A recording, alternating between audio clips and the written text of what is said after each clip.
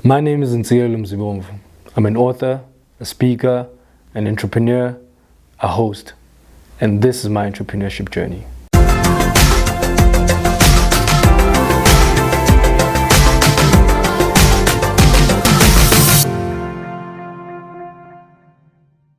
Today I'm going to share with you my entrepreneurship journey.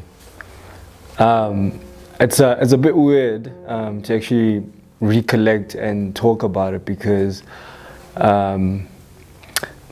we as entrepreneurs, we're always kind of focusing in the moment, and also in the future. So going back is something that I hardly ever do. So it's actually fun for me to share my journey. And I'm going to start with the fact that for me to get here, it started from a very big failure.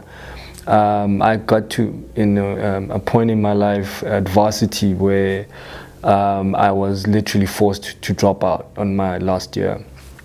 Yeah, so that's how the story starts, as a dropout, and so I went around looking for a job, of course, and I discovered that I was not cut out for the employment world very quickly. I think the longest job I've ever held, in fact, I think it was my third job. So the first one I quit after 3 months, and the second one really was terrible. The last one was the longest. I think it was about 6 months. And I literally walked out because I knew that this was not for me. I cannot be stuck, in the center of these four walls in a cubicle.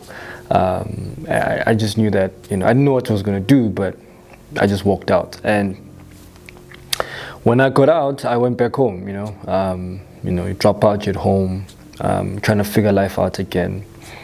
And I started,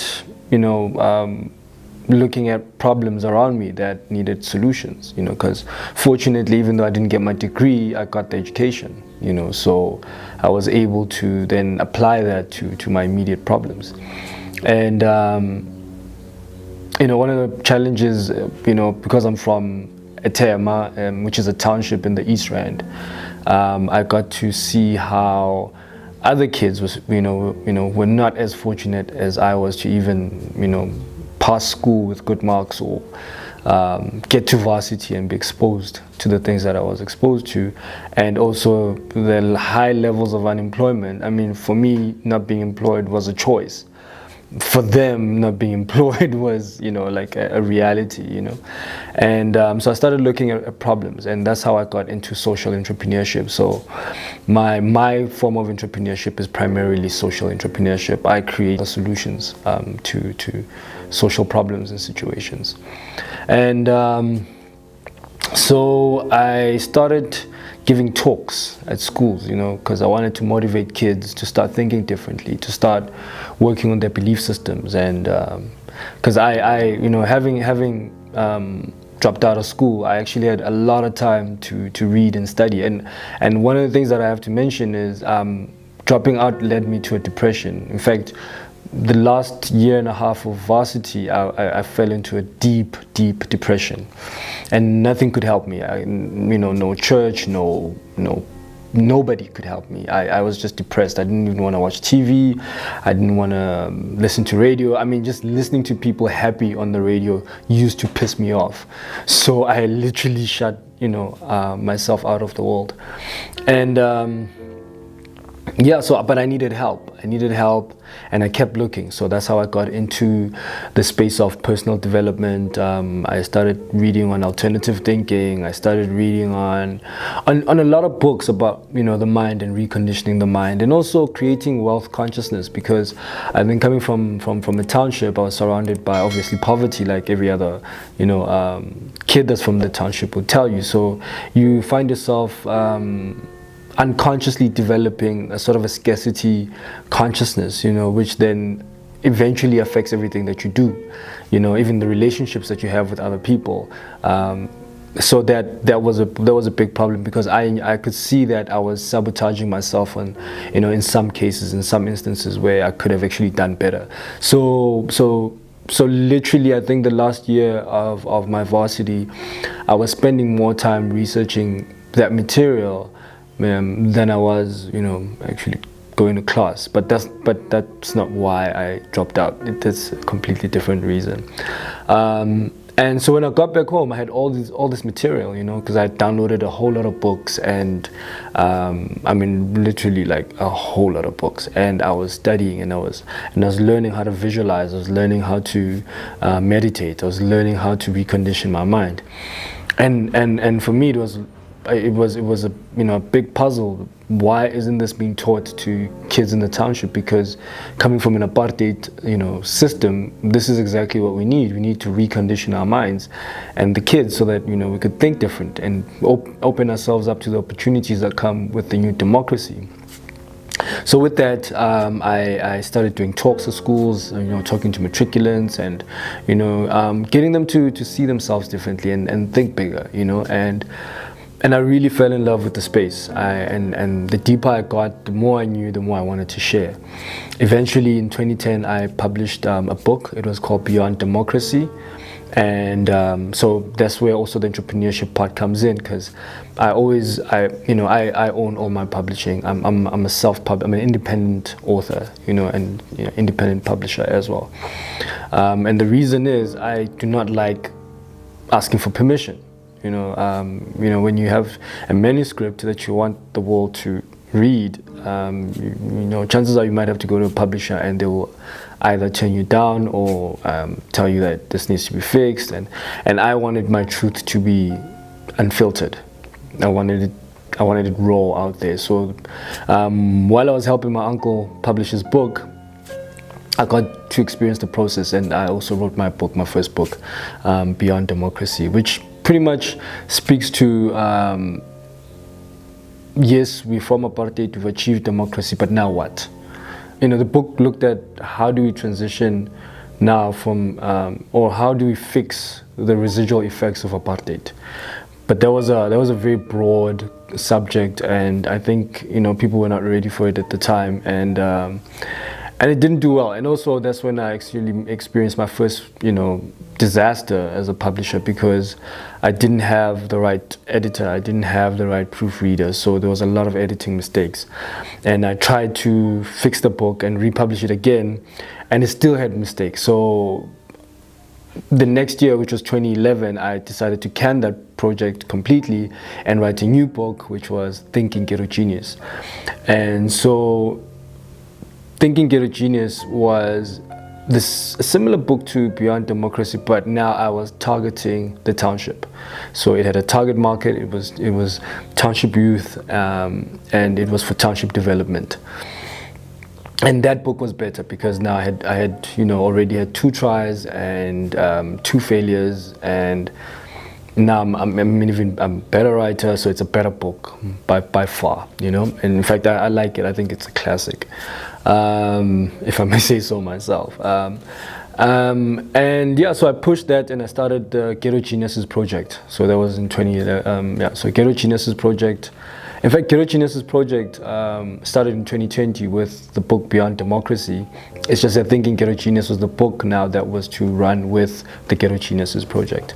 So I ran that, you know, going to schools and doing talks and, you know, trying to do workshops and seminars, and yeah, and it was a very difficult time for me because the reception wasn't as positive, you know, as I thought it would be. And also, if you try to talk to corporates and you've got a brand in South Africa in early, you know, called Thinking Ghetto Genius, you know, they become weary of you, like, because, you know, and as much as South Africa benefits a lot from the township economy, corporate South Africa has been very shy to engage with the township.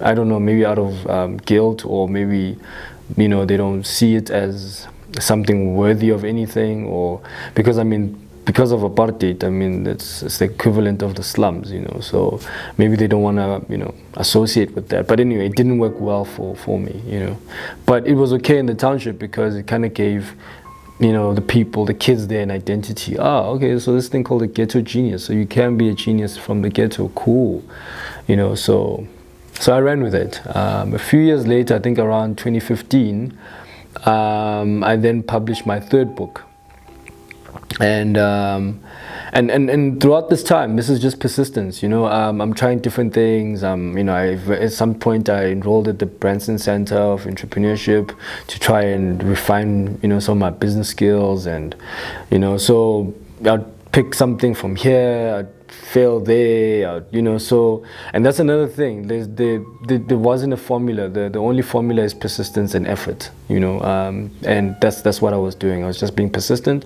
and I was putting in effort. So 2015, I decided to write a book on entrepreneurial thinking, because then, now that the logic was, now that you've got a book on personal development for the township child still has to eat. They still have to, make a living. And how best to do that in a country, with high unemployment? Learn how to think entrepreneurially. I do not think you can teach anybody how to be an entrepreneur, but you can teach somebody the fundamentals of how to think like an entrepreneur, how to create solutions around problems that can then benefit you. And my model was an example of that, because here I was writing books to solve social problems, but also to solve my financial problems as well, and doing these talks and seminars. So from time to time I'd get a gig, and some other times it'd just be quiet. In fact, I think for the most part it was more quiet than gigs, because like I said, people did not want to really associate themselves with the ghetto. So anyway, I was happy. I found something to be proud of, something I could identify with. Thinking Ghetto Entrepreneur, now it was a package. You've got Thinking Ghetto Genius, Thinking Ghetto Entrepreneur, the Ghetto Genius project. But still, it's not working out. Then I started focusing on creating programs for corporates, because I realized that the very same problems that kids have, kids from the township have, are the same problems that you're going to find in corporate, because they're the same people, just older, and also the very same problems that black people have on the reversal are the same problems that white people have, which is old thinking, old ways of, old conditioning. And it could cause conflicts in the workplace, so I wanted to create, programs that, would heal that. And so I did, at that point, I think I was based in Fourways, and I did some workshops. I was with the Fourways Chamber of Commerce, so I'd do free workshops. And that's another thing. I've done a lot of free work in my entrepreneurship journey, simply because, when you're dealing with a product like mine, people have to experience it for them to know how powerful it is. Otherwise, you just sound like you're selling something, and that doesn't exist. So I would do a lot of these free workshops, and in that there was a lady from MultiChoice who was head of HR, I think, and she was like, "Listen, we need to bring this to MultiChoice," and that was my first corporate gig, real corporate gig, and I had done smaller gigs, but I think there was, for a multinational, for me, there was, and it was, the results were splendid. I just kept hearing good things left, right, and center. Unfortunately, it didn't last. I'm not gonna get into the politics of why. But yeah, I had to move on. And also, the other thing is my product offering in the back end was still Ghetto Geniuses, so I couldn't actually sell the corporates my books, because it's like, whoa, dude, whoa, this is corporate, this is, so. So eventually, I met up. So I had a friend of mine that we would work together on different projects. Like we had a dialogue platform called Ubuntu Sessions, which was really cool. For it lasted about a year, 2 years. It was in partnership with the Nelson Mandela Foundation, Kai FM, and Brand South Africa. So we had something there, I think, but I don't know, that's the thing about entrepreneurship. You could have like this great start to a project, and if there's no flow, if there's no especially if you have business partners, if you guys don't see things the same and the vision is not the same, no matter how beautiful it is from the outside, it's going to fall apart, and all that potential is going to fall with it. But but one of my partners then, Luvuyo Matasa, and he kept suggesting, because he read all 3 books, while we were doing, because he was there while I was doing some of the workshops. I mean, I met him while I was doing a workshop, and he was like, yo man, let's partner up. I'm in the development space, so I think we can work together and let's see how we can help each other. And so he had read all 3 books, and he kept saying, yo, listen, let's why don't you just put these books together, make like, because these are like steps, it makes sense for you to just have one book. And so I heard him, and it was an idea that would come from time to time, but I'd always be like, you know what, I'm not ready to rewrite, because that's what it would mean. It would literally mean rewriting all 3 books into one. So in 2016, I was introduced to the art space, and at August House, or downtown Johannesburg, in Doornfontein, very close to Maboneng.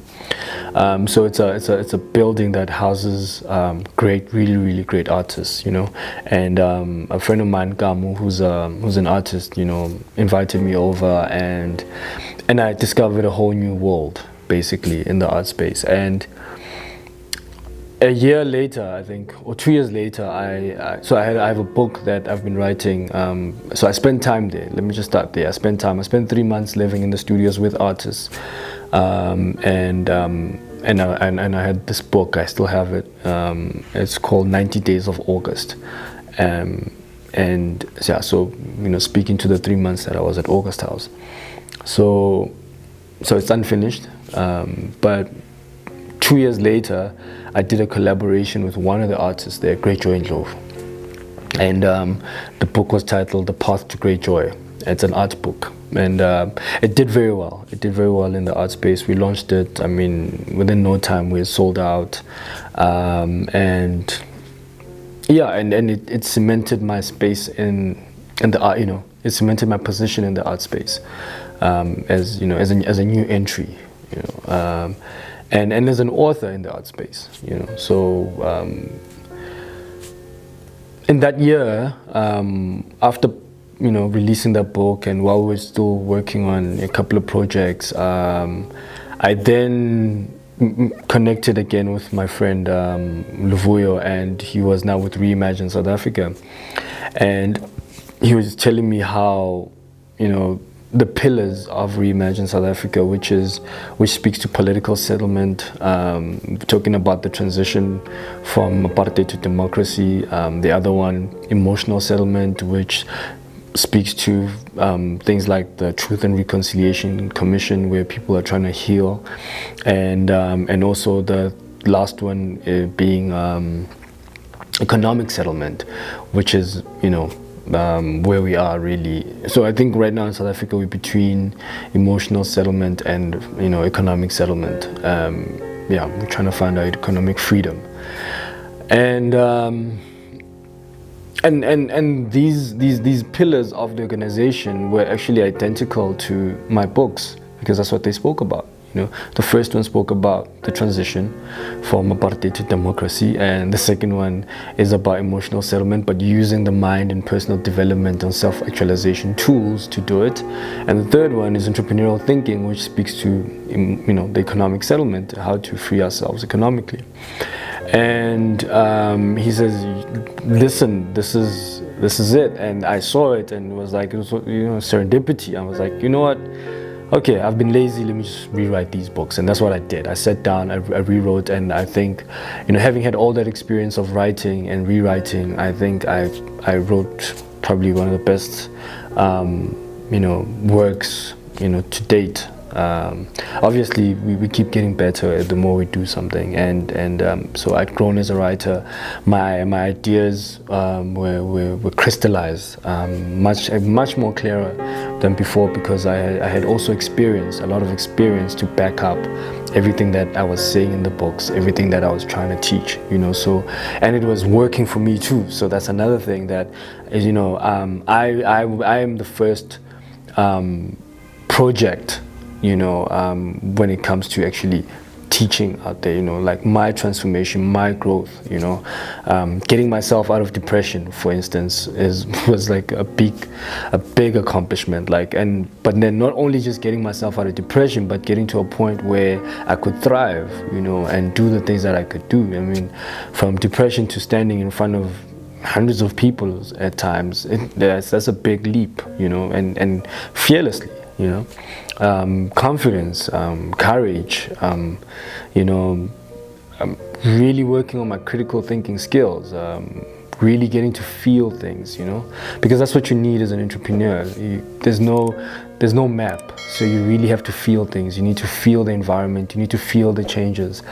And for me, because I was so developed at the time, even when the Reimagine opportunity came, to write something and partner with them, I could feel that there's a change coming, and I'm privileged, to enter and be there, while they're still trying to figure themselves out as well, So I was an early entrant into the space. So I wrote the book. So Reimagine is also co-founded by Dr. Rampele. So while looking for somebody to write a foreword, I was like, you know what, why don't we just send it to her and let's see what she thinks, because at the end of the day, if we're going to partner with the organization, maybe the founders need to know what we're partnering about, And she read it. She was absolutely amazed. She was blown away, and to the point where she was like, listen, I need to come up from Cape Town and meet you, because I need to meet the person that wrote this book, which was an honor for me, I think, and I'm forever grateful for that, because I was a huge fan of Steve Biko, so, and her as a co-founder of the Black Consciousness movement, for me it was like the equivalent of meeting a Steve Biko or him saying, dude, actually I like your work, because she's also a very intelligent woman. And for me to have access to her, just the brief as it was, I think that was magical. And so she wrote the foreword, and so get yourself a copy. Reimagining Myself. You'll read the foreword. In 2019, last year, we launched the book in June, and better than her writing a foreword, she also agreed to come and be a keynote speaker at the book launch. So yeah, mind-blowing moments again. I didn't expect that, but it happened, and I'm forever grateful for that. The nice thing about stories is that you can always select the good parts, but there's a whole lot of things in between that are not as flowery as the good parts. It's just that we celebrate milestones, because that's what we focus on, progress. But financially, I was still struggling, and and by the way, I also in 2018. Towards the end, I started a platform called Conversations Over Coffee and Art. It's a dialogue platform. It was a dialogue platform at Starbucks Melrose Arch, and Starbucks was a partner. So they'd offer the venue, they'd pay for sound, and they'll help with a bit of marketing. And then I'd have to do the legwork, obviously getting the guests, getting the artists, because the whole idea was to have courageous conversations, and also on the other hand have artist profiling, and also focus on art as a vehicle for social commentary, because visual arts has the ability to reflect the times and get into the artist's mind. So it was literally bringing the two worlds that I lived in, which is the art space and the personal development, self-actualization, business space together, and create something beautiful out of it, So get basically both sides of the brain in one platform, an amazing platform. And we grew that platform. I think I persisted. I did about 12 sessions in total. And I also grew a following, people that an organic following, people that really love the platform. And there was a lot of insights, a lot of learning, because I was engaging with different entrepreneurs, different people from different spaces. We were having a variety of topics, and the whole idea was to build it to such a point where we could even get sponsors to now fund it financially, because for the most part, I was the one who was taking money out of my pocket to make sure that sometimes the artist gets to Uber their work there, and or themselves, or and all sorts of different expenses. And it wasn't a platform where we charged people to be there. We just encouraged them to buy coffee, because we are at Starbucks, it's a coffee place. But also we had a little value basket system, and where people would then throw in money based on what they feel they got out of the, and it was just a fundraiser thing, so that I could cover some of the costs, traveling costs and so forth. Yeah, so also I had Reimagine backing me up. I mean, they were helping me with posters and PR. They were also supposed to kind of help me get sponsorship, along with a company called Idea Engineers. And that's another thing, these partnerships where we use, we can get resources from companies by going into their business development funds, where we're not asking them for money, but we're asking them for services. So if you need certain services like marketing or PR, you can come in as a company and say, listen, against your BE points, please provide me with XYZ services, and I will, So we kind of had that kind of an agreement. So that was all I needed to continue. The money wasn't coming in, but I had the support to do the basics, and I ran with that. Building a brand in the process, or cementing of the brand. And its presence, because there's a lot of leverage in working on your brand. It might not be in the moment when you're doing it, but overall, once people look at the timeline and see your consistency, then there's a level of trust that builds up, and now they can start putting money on you, or they can start inviting you for opportunities that have money, or you yourself can find yourself in a position where you could now translate your brand into money, or build something new, which in my case, that's what I did. So that was the story. So the last Conversations Over Coffee and Art was December 2019. When we started in Jan 2020, my thing was, I'm not going to do it again without my sponsors. I've already built the platform of, and also at that time I started managing a studio, the Temba Kumalo Art Studio. So now I was really getting into the business side of art, and selling art and managing an artist. So there was also the whole idea of traveling, going to art fairs. So literally I was now refocusing and moving, or rather lining up the moving parts, so that it works for me, and using what I had gained in terms of experience as leverage going forward. So unfortunately, as we all know, COVID happened. So everybody had to sit down. We all had to sit down. The traveling didn't happen. Coca for me really wasn't going to happen. I was actually even looking at changing the model, and I'm glad that COVID happened, because it really slowed things down and allowed me to rethink how to engage with Coca. And so and it gave me a break. It gave me a break to really look at other things and plan, because we always plan like 5 years ahead. Like, this is what I want to do. So I've got plans in the art space. There's really, really big things that are coming. And I've got plans in terms of books that I'm gonna write. And I've got plans in terms of Coca, the platform itself, because that platform is really life for me. It's an amazing platform. So yeah, so recently which is October, I reintroduced Coca. Doing it from Temba Kumalo Art Studio, it makes perfect sense. I saw it from the beginning. The studio is very beautiful, and now because I don't have an audience, I don't have to market. I don't need posters. I'm changing the model to suit me, which is something that I was trying to figure out earlier on in the year.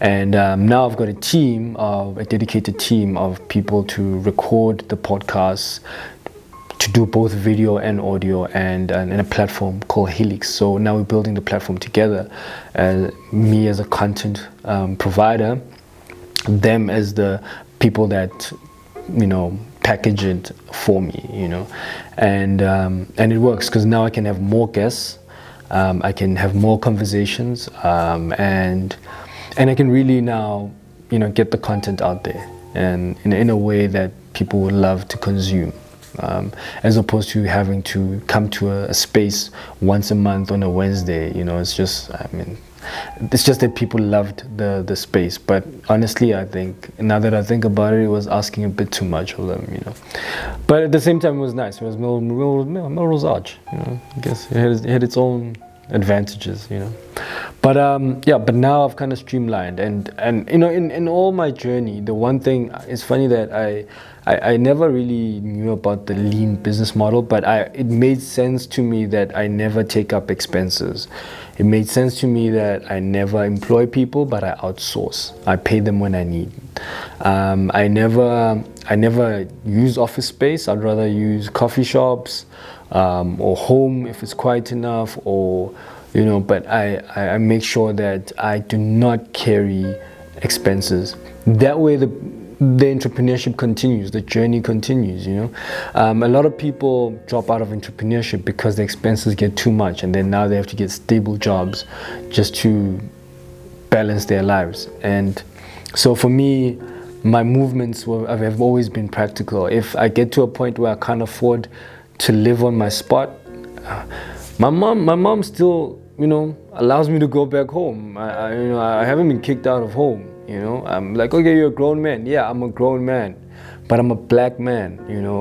There's a context, there's a struggle that we're from as black people. We're not expected. I know there's this societal pressure for some people that no, you need to be out of home, you need to be independent, you need to be.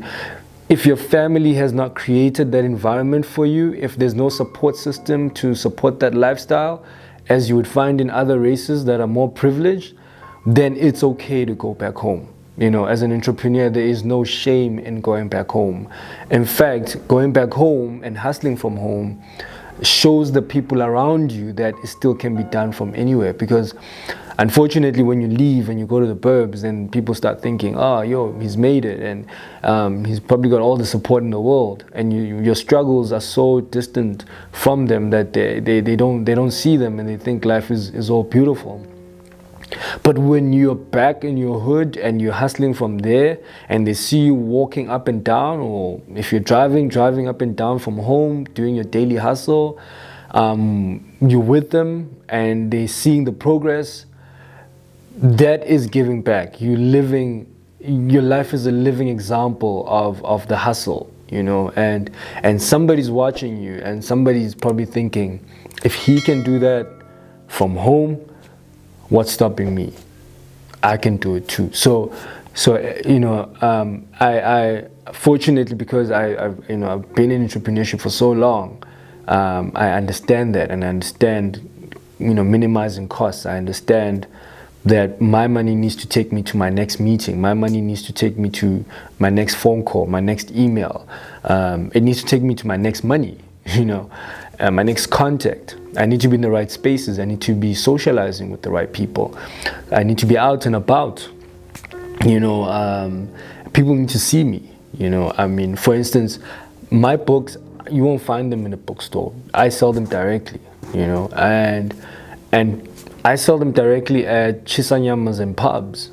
So when I'm hanging out on a weekend and I'm having a beer with a friend, I'm gonna take time with my bag and my bag has my books in it, and I'm gonna go to people and talk to them in different tables and say, listen, I'm an author and I'm promoting my book. This is my book. I'm reimagining myself.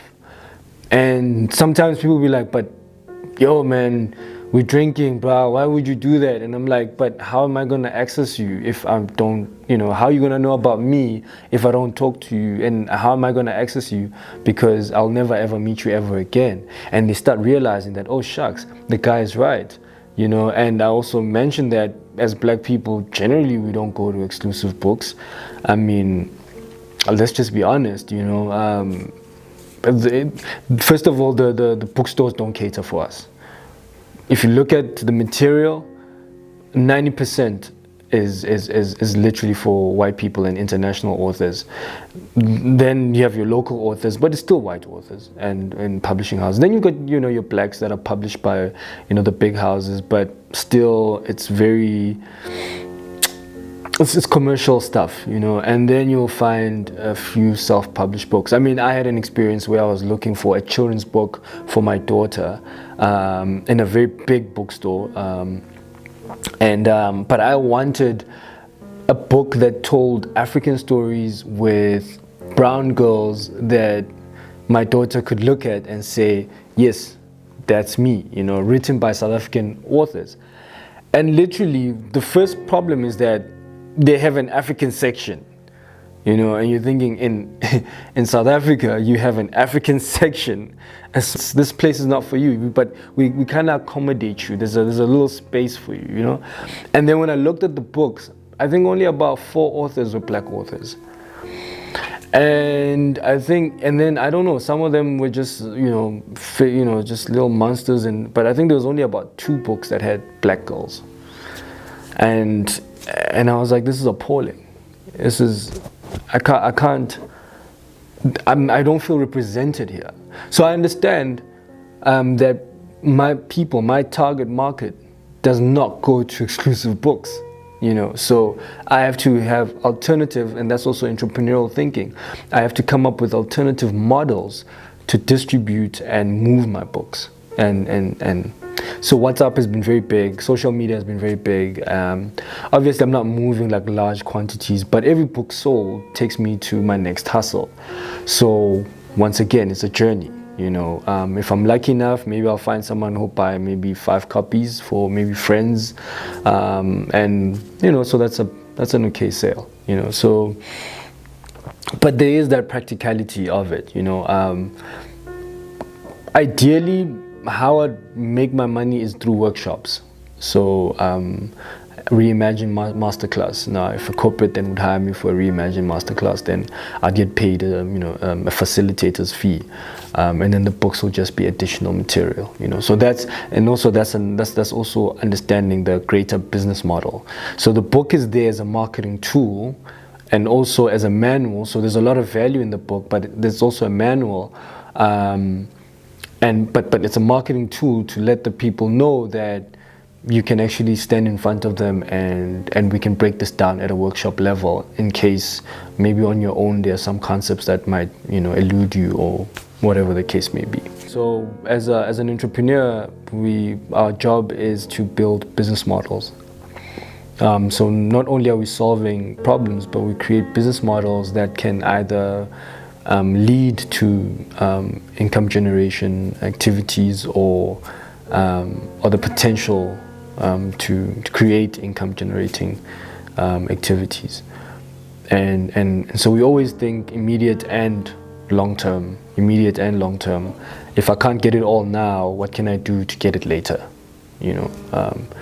So and that's where I've been. So even when you look at the Coca, that's the question. If I can't get the money now, how do I get it later? Okay, cool. I need to build my listenership. I need to build my viewership, so that when I talk to corporates, I say I have X amount of people that you might want to access. Cool. So maybe that might happen next year, or so I just have to build the content in the meantime, so that it will lead me to an income generating activity. And I guess that's where I am now, where these products that I've built are either leading me to income generating activities, or in a way keeping me afloat, just having the product, having the book was life-saving during COVID, because now I had something I could sell where when people couldn't go anywhere, when it was level 5, you couldn't go anywhere.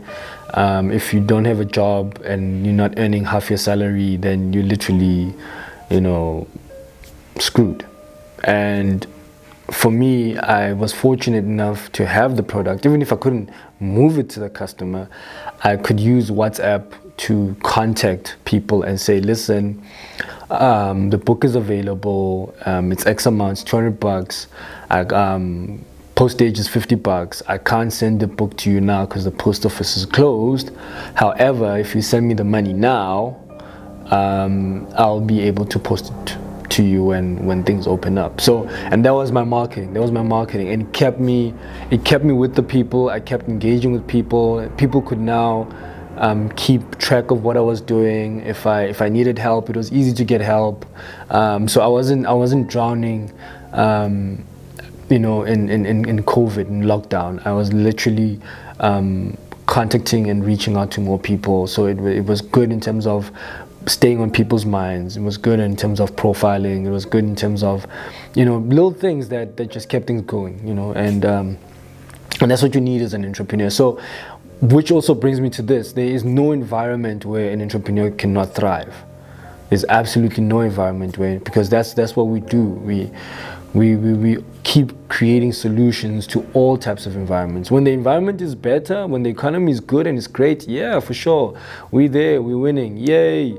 But in the tough economic conditions, that's where we become very important, because when everybody else says things are terrible, we're saying, how do we flip them around for us and for others, And this is why we need more entrepreneurs in this country, because we need more people that are willing to be brave enough to not listen to the news, to not listen to the economic commentators, but to rather say, okay, cool, thank you, I hear you, but I choose to do things differently. I choose to take destiny into my own hands, and I'm going to do something about it, and I'm going to find money. Because, the sad thing that people don't realize, that as these,